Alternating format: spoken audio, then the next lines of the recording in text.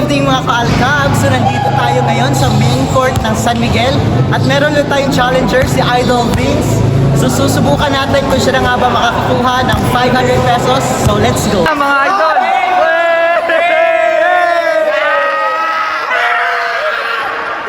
Sama kayo sa vlog, tropa. Let's go! So, ayun na nga mga ka-Alcab. So, bago natin simulan yung ating shooting challenge ay ipaliwanag muna natin kay Idol ang dapat nating gawin or kung ano yung ating rules sa shooting. So, let's go! Let's go! Unang pukol ni Idol Vince, wala. So, pangalawang pukol, titingnan natin kung pasok, wala pa rin. So, time na naman ni Bading ni Rainbow Hooper, wala. Unang pukol, pangalawa, pasok. Nice one, Beck.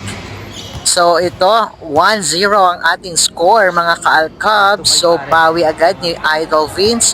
All one ang score. So, si Bading for one shot. Alright.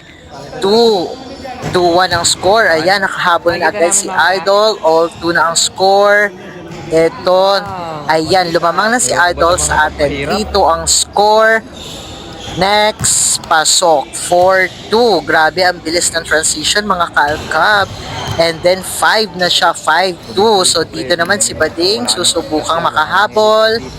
Nice one. 3-5 ang score. So susubukan ulit ni Bading diretso dito kung papasok nga ba. So pasok. 4 out of 5. So 4 out of 5 na ang score natin, mga ka-Alcab. Okay, dito gitna.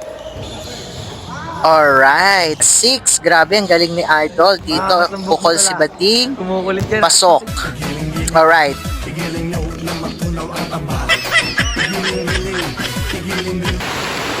Grabe, yan yung score natin, no? So, naunahan tayo ni Idol Vince. So, 7 over 5. So, 8. Grabe, hindi na ako makahabol dyan, no? Hindi ko makuha yung sa gitna.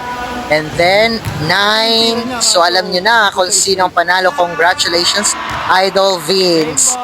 Alright. Thank you mga ka-Alcab. At shout out sa aking mga viewers at sa mga players ng San Miguel at sa ibang players na dumayo din dyan. Alright. Thank you so much. At sana po ay i-follow nyo yung aking vlog, Rainbow Hooper, at pati yung aking YouTube and TikTok. Thank you. Bye.